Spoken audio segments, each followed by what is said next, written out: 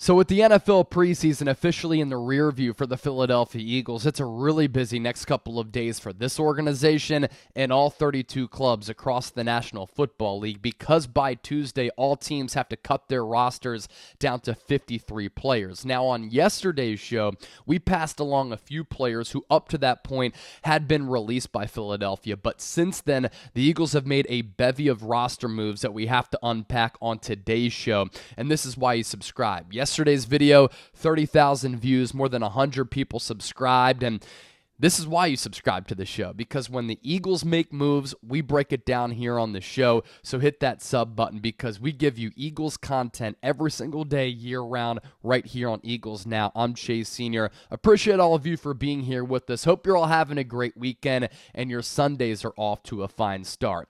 So the Eagles, as of right now, have announced these moves as a team. Offensive lineman Josh Andrews has been let go. He's going to have an opportunity to latch on with a different team. And the theme here is, yes, it's only Sunday. Roster cut down day is on Tuesday. But a lot of teams are following this process in which they're letting a lot of these players go in hopes that they're going to have an opportunity to maybe hitch on with a different team. It just gives them a little bit of breathing room for trying to sign with another club. So for a guy like Josh Andrews, who's been in the league for a decade, he's going to have an opportunity to sign with a different club.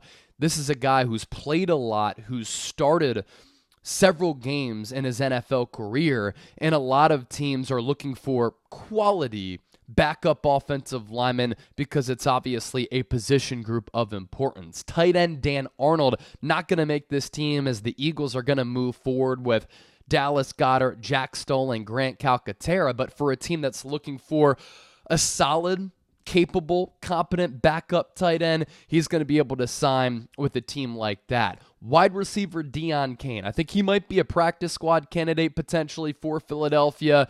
Won the USFL championship game MVP with 3 touchdowns, was with this team last year on the practice squad, flashed in the preseason, but was injured a lot throughout camp with an ankle injury for the Eagles and wasn't really able to show what he's capable of doing. Tackle Dennis Kelly, for a team that needs a swing tackle, they can look to scoop him up. Center Cameron Tom had a lot of difficulties snapping the football, and the Eagles might not go with like a backup center on this team, but if you think about it, Cam Jurgens, who was drafted to be Jason Kelce's center replacement, he's been playing right guard. If an injury were to happen to Jason Kelce, then he's just able to slide over into center, and then the Eagles will have a backup guard who can fill his spot. Brett Toth has been let go. Again, teams always looking for quality backup offensive linemen, especially at tackle. And then the Eagles have also placed Roderick Johnson on injured reserve. So again, those moves have been announced officially by the Philadelphia Eagles as an organization. But according to Jeff McLane of the Philadelphia Inquirer, the Eagles have not announced these moves, but these players will also be getting released as Philadelphia gets closer to that designated 53, which again, all teams have to get to by Tuesday. So Quentin Bell, not going to make the team. Ian Book is going to get released. Kennedy Brooks, the 5th string running back, is going to get cut. Robert Cooper, not going to make the club. Jaden Hazelwood, who was okay in training camp, played at Arkansas and before that at Oklahoma with Jalen Hurts, he's going to get released. We talked about Tyree Jackson on yesterday's show. Wide receiver Johnny King made some plays in the preseason, could be a practice squad candidate. Tyreek Maddox-Williams, he went to Timber Creek in Philadelphia, played his college football at Rutgers. He was signed like last week and started making a bunch of plays for the Eagles in that preseason finale, led the team in tackles, and had that interception of Sam Ehlinger. I would like to see him potentially come back on the practice squad as a backup linebacker, because the Eagles might only go with 3 on the opening 53. Tyrese Robinson, Olave Segapalu, Caleb Saunders, Freddie Swain, and Marvin Wilson have also been let go by the Eagles. These roster moves will be announced officially by the team at some point, but obviously they have not been officially announced as of right now. You look at some of the notable players on that list, really the players that I talked about at length, and if they do clear waivers, then they are eligible to come back to the Eagles and sign on the practice squad. As for some other players who have been injured, other players who might be on that roster bubble, like a Britton Covey, like a Moro Ojomo, or a Mario Goodrich. Quez Watkins is obviously safe, but these players of note here, they all participated in position drills, and that could obviously be a big sign that they are in line to make this Eagles 2023 roster. As for some Eagles injury news that we do need to pass along, Hassan Reddick was doing some light drills. That's really important. He's kind of had a tumultuous training camp up to this point. Last year, 16 sacks, 3.5 more in the playoffs. No other player in the National Football League had more than those 19.5 sacks last year than Hassan Reddick, but had that groin injury early in camp, got back on the field, had to undergo that thumb surgery. Eagles' expectation is that he's going to be able to play week 1 against New England Patriots. We know how vital and how important he is to this Eagles defense. For him to at least be doing some light drills is a good sign for the Eagles here in the lead up to that week 1 matchup in Foxborough. Nolan Smith still not participating in practice because of that shoulder injury that he suffered in the second preseason game against the Cleveland Browns.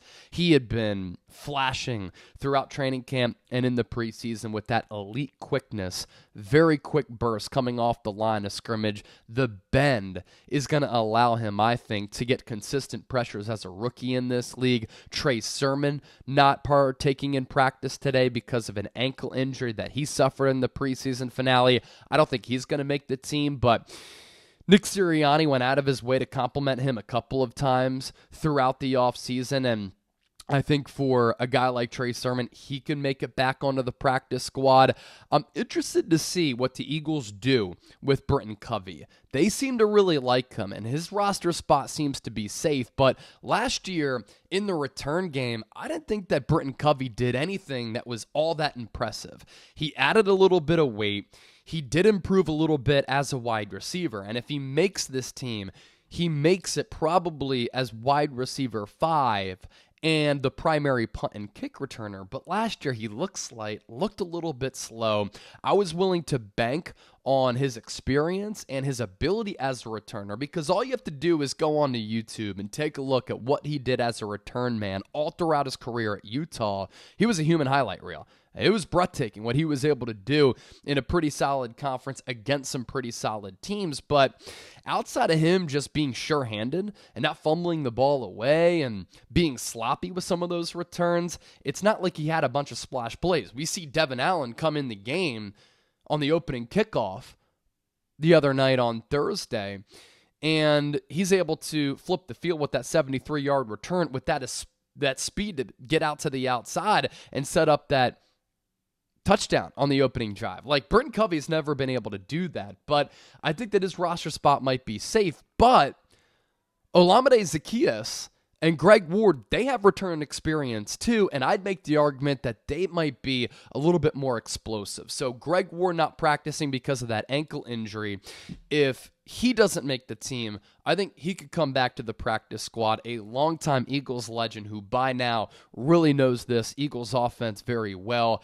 Kyron Johnson still not practicing because of that appendectomy. They were at practice, all of those players, but they did not participate. So as the Eagles continue to make these moves going into Tuesday, you can count on us to keep you in the know with all of the moves that Philadelphia is making. Outside of that, no big news coming out of the NovaCare complex for the Eagles practice session on Sunday, but of course, if anything notable does happen, we'll pass it along here on the show. We're of course doing regular videos, which you're watching right now, but also look at our YouTube shorts as well for instant reactions, TikTok-style videos that are about 1 minute, clips from the show as well. You can support us over there, and it's an easy way to digest a lot of hot takes and opinion pieces, but also stuff on the news front as well. This is Eagles Now by Chat Sports. Hope you all have a great remainder of your Sunday. Get a good workout in. sit by the pool, take down some drinks, watch the red-hot Philadelphia Phillies, who last night were going yabo after yabo after yabo, hitting home run after home run after home run. That's a good entertainment for him if you're looking for something to do on Sunday, because the Phillies are white hot right now. Set the franchise record, actually, for the most home runs in a single month last night, as they just had a bunch of guys going yards. So enjoy your Sundays. Make it a good one. Subscribe to the show. Appreciate your support, and keep it locked here for the latest Eagles news and rumors.